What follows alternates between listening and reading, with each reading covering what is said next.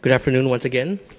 Today is Sunday, April the 26th, 2020, and this is the English language summary of the daily press briefing of the Center for COVID Situation Administration, or CCSA, as we bring this to you every day around noon or 11:30 to 12:30 or to 1 p.m. Of course, you've seen the statistics. Today we have statistics wherein approximately 3 million people worldwide have already been infected with COVID, with around 200,000 fatalities worldwide. And it is also already 1 month since the emergency situation in Thailand was declared on the 26th of March 2020, which led to the introduction of several measures to ensure that the public remains healthy and free from COVID-19. So we sincerely thank you for your understanding and cooperation throughout this tough situation, as well as in the coming weeks. We are doing our best to make the public healthy and happy and to be physically and mentally strong. So on screen, we have for you again today the numbers for the situation cases in Thailand. We have 15 new confirmed cases, making the accumulated total 2,922. The total number of recoveries we have is 2,594, which is an additional, the additional recovery for today is 47, additional number of recovered persons. New fatalities, good news, no new fatalities recorded for today, maintaining the accumulated total of fatalities to be 51. For the observations on the new cases, the new infections were found from people still with close contact with COVID patients or having been in congested areas such as markets. And 2 cases were discovered through active case finding, and 5 were identified from Thai nationals in state quarantine. And during the past week, from the 19th to the 25th of April, the largest group of new infection was the group of illegal migrants in Songkhla, the 42 new confirmed cases that we reported yesterday. And that number was added to the new confirmed cases of the general population yesterday. But today, it is only 15. And this was followed by the identification through active case finding of 14 persons, and those having risk jobs and people who have traveled to congested areas. Of course, as you know, the various countries around the world have been continuing to fight COVID. They are continuing to be affected, and they have been implementing various measures. Some have been canceling festivals during golden weeks. Usually in normal times, that would be when they have long vacations. Just some additional information is just for practicality purposes, and as the CCSA has reminded you quite often, when you return home, of course, the first thing to do is to shower right away, change your clothes, clean your hands before you have dinner with your family. And of course, consuming fully cooked and hot meals is the best kind of meal, and individual utensils should be used. So as the spokesperson mentioned, we need cooperation from everybody, the continued cooperation, be it from the general public, be it the labor sector, be it expats, businesses, vendors, in short, the whole spectrum of society, not only Thais but non-Thai persons as well, in the whole spectrum of Thai society. And COVID, of course, has forced us to adapt, as the spokesperson mentioned. And we therefore must get used to the new norm, a better new norm, สู่ชีวิตวิถีใหม่ที่ดีกว่าเดิมแล้วก็ระมัดระวังมากกว่าเดิม.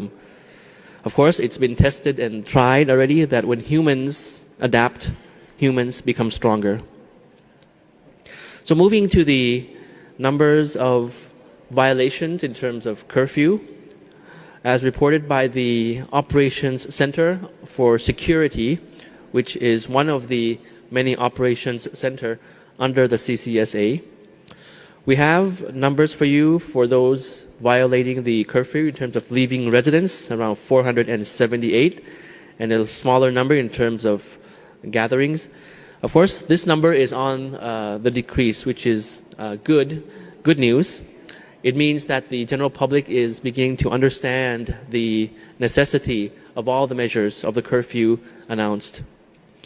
And we have also around 18 provinces that have had no violations of the emergency decree yesterday.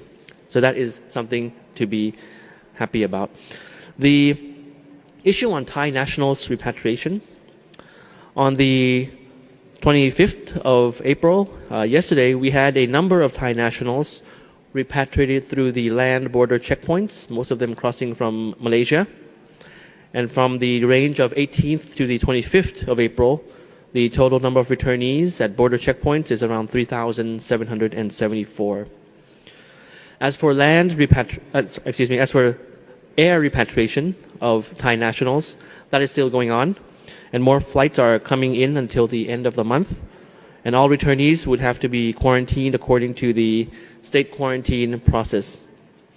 Today, the 26th of April, we have one flight from Australia taking in around 212 passengers, including students, those who are working in Australia, and tourists as well. That flight arriving this afternoon. And tomorrow, as you see on the slide, we have 3 repatriation flights, first being from Japan, and also from the Netherlands, and also from New Zealand, the details of which you can see on screen. And of course, every day we bring to you the activities of the Thai missions, Thai embassies and consulates abroad on their facilitation and the care that they are providing to the Thais still living abroad or on their way back in the near future. So first we have some images for you. First is India, yes, the images from the Royal Thai Consulate in Kolkata. Yesterday and the day before, we had the facilitation for the repatriation of Thai Buddhist monks and pilgrims by chartered flight back to Bangkok. And you have a couple of images there in Kolkata, the embassy facilitating the monks at the airport on their way back. And also we have an image about Australia, because today we will have a repatriation flight from Australia. Our embassy in Canberra and Consulate General in Sydney have joined hands to facilitate this flight. It will go through the quarantine process, state quarantine process. Of course, you see the ambassador of Thailand in Canberra, as well as the Consul General in Sydney, sending off the Thai nationals for that repatriation flight, which will be arriving later today.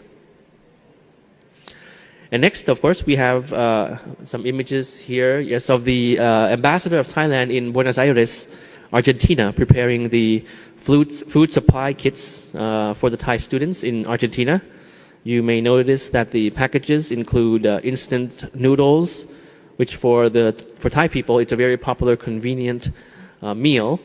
And here's another image, yes, and face masks as well, which were sewn by the embassy staff. And in some countries, that might be difficult to find, so that is being provided and shipped to the Thai community and Thai students in Argentina. Yes. So for the inquiry portion, we received some inquiries. I'll go through one each day. On social media, we received some inquiries. Why do we have so many accumulated persons under investigation, PUIs? So the Department of Disease Control clarified that since the beginning of January, there were about 45,000 PUIs, around 40,000 cases have showed negative results for COVID, because several of them actually suffered from, were diagnosed with influenza. And the remaining 5,000 in the system was due to some delay in the data recording, and almost all of them have now been diagnosed with a negative result. And if a positive result is found, the laboratory and the hospitals are obliged to report this finding within 3 hours. And of course, that number would be added to the chart that we present to you every day in terms of the new confirmed cases.